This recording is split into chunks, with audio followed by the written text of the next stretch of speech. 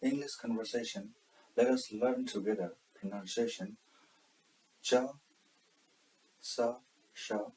On previous video, we discussed about ba, wa, and w. For those who were unaware with the difference between the pronunciation of ba and wa, I hope they will start working on the pronunciation of those consonants, and I also hope they will try to avoid being ended up in making the mistakes I used to commit before using the recommended English to English dictionary, which is Oxford Advanced Learners Dictionary.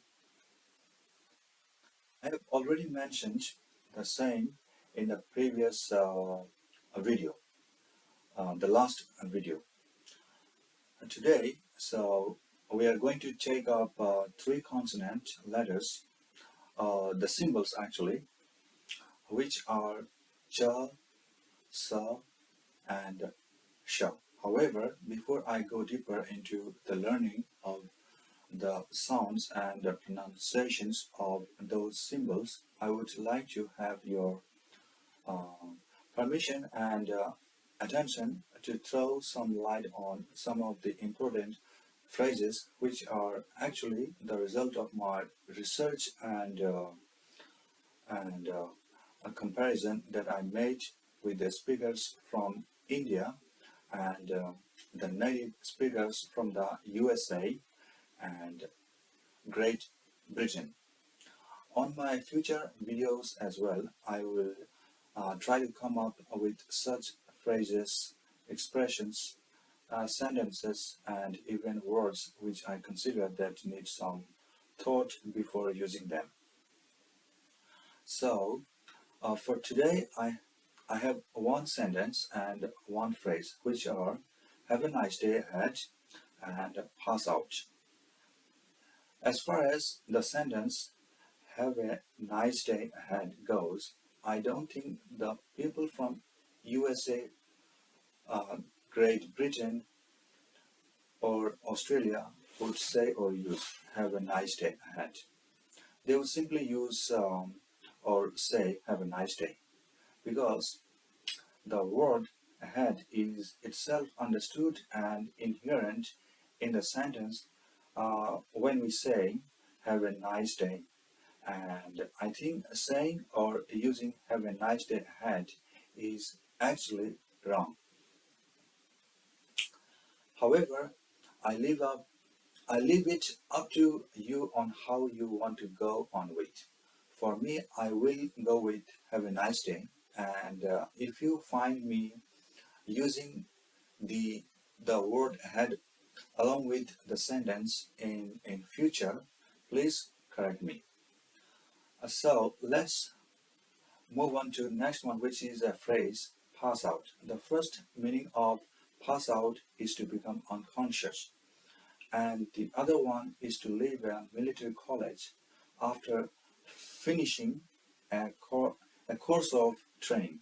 When a soldier or an army or an army officer has finished military college, and when an army officer says, I have passed out of Indian Military Academy in January 2021, which is actually correct for them when they want to mean it to military college, which is used by British and is relevant in defense environment. However, is it relevant for the civilian to use in civilian life except for the army or defense personnel?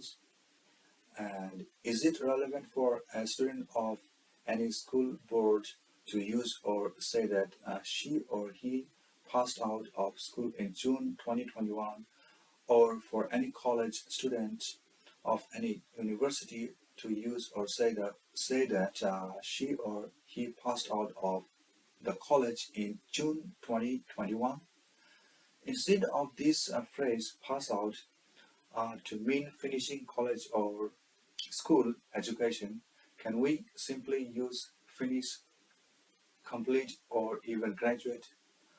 I think In USA, people even use the word graduate to mean finishing high school education. For example, I graduated high school in June 2021, and they would universally use graduate for college and as well finish or complete for education and college.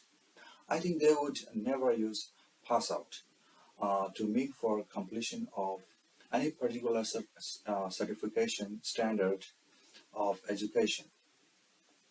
So, on general terms, except for military education, can we try to start using finish or complete at least on occasion of completion of school education and finish, complete, or graduate for completion of college education per our convenience?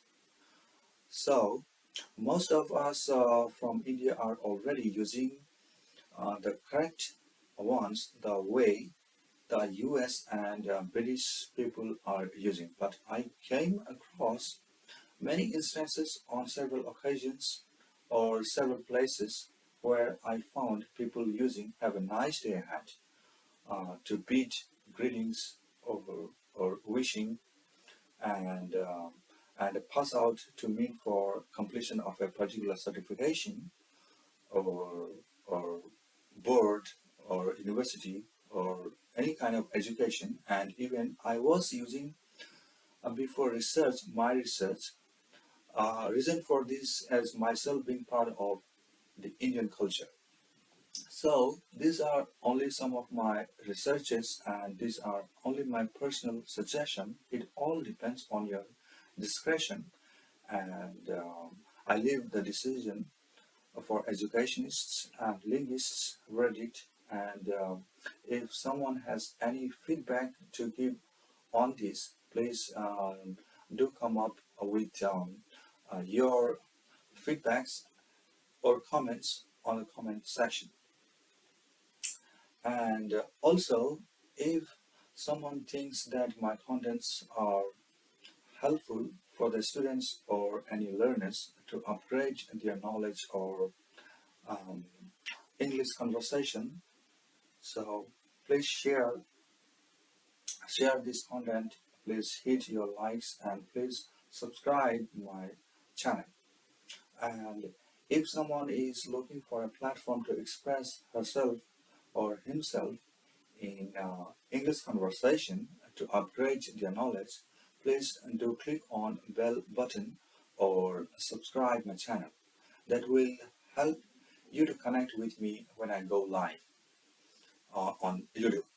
And hope that you have viewed my first intro video on dissemination or educational message formats. If you haven't yet, please watch that as well, as it will let you know if my channel is useful for you or not. Now, for those students who are still studying in standard, that is 6th, 7th, 8th, and 9th, I would suggest that they should try to get complete understanding of grammar, or at least basic idea of it, or especially the students who are in transitional phase between standard 9th and 10th. That is, after appearing 9th exam and or before entering the classes of standard 10. You have to learn the grammar on your own if you are really serious of learning English conversation on your own, or if you wish to express yourself in English with me on live session. So that is required. I can only discuss some portion of grammar, but I cannot teach you the whole portion, because if I start teaching grammar, it will go a long way, and then the process of learning will not go the way I want, and we will end up in a wrong track of learning English conversation. So it is important for you to learn it on your own by hook or crook. I would also like to mention here that if you afford to read grammar book written and composed by Ren and Martin, that would be really great, and I would really appreciate that if you would like to do that. If you find old version of Ren and Martin's grammar somewhere, please do read it once. Please do not neglect that book if you find somewhere. And for those who are studying in higher standards, any graduates or any older persons who have not yet read any grammar or who have no basic knowledge of grammar, for them I would suggest them that they should force themselves to learn grammar on their own, because if you have got basic or complete knowledge of grammar, you will not face any difficulty in sentence construction. So it will help you for sentence construction and beyond. And finally, this is again a crucial point for you, is that by the time you finish or complete your standard 9th, you should gradually try to switch from bilingual dictionary, that is bilingual dictionary, to English dictionary. By English to English dictionary, I mean the dictionary that has been edited or published in England or USA, though it might have been printed in India or any particular country if you are watching this video from outside India. There are many such dictionaries like Oxford Advanced Learners Dictionary, Cambridge Dictionary, Longman's Dictionary. I have never used any of Cambridge or Longman's dictionary, so I do not have any idea about them. But I do use Oxford Learners Dictionary. I believe that most of you got this one, and if someone is missing with this dictionary, please get one for yourself. And as soon as you get it, the first thing you need to do is try to understand the symbols of the alphabets and the pronunciation or sounds associated with them. So please be careful about the symbols of alphabets if you wish to target for a kind of accent beyond neutral one, or like US or British type. I will make a separate video later on why it is important, more important to learn pronunciation than before we learn fluency. That is fluency. So I repeat, firstly, please concentrate on learning symbols of alphabets and then sound and pronunciation of those symbols as illustrated or given on the dictionary, like Oxford Advanced Learners Dictionary. Having discussed all those above important points, let us start our discussion on the pronunciation of ch, s, and sh. Going by the first sound or pronunciation, you can notice that ch sound is actually a combination of two symbols of t and sh. When you combine both symbols, it produces ch sound.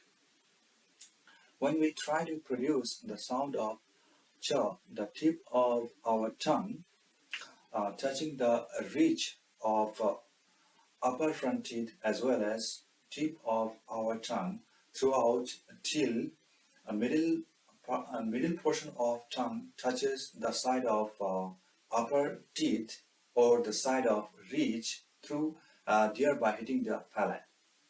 I want to make a note here that the articulation of both ch and ja is same or similar, except for the fact that the sound produced separately is different for both symbols. Theoretically, If we go deeper into the classification, we find that to produce j sound, there is slight vibration in our throat, but there is no pressure or vibration in the case of j sound. Some of you might contradict, and you would say, no, both are coming from our throat. Otherwise, how we can produce the sound? So you might have this doubt. So if you have this doubt, then let's do this practice. The sound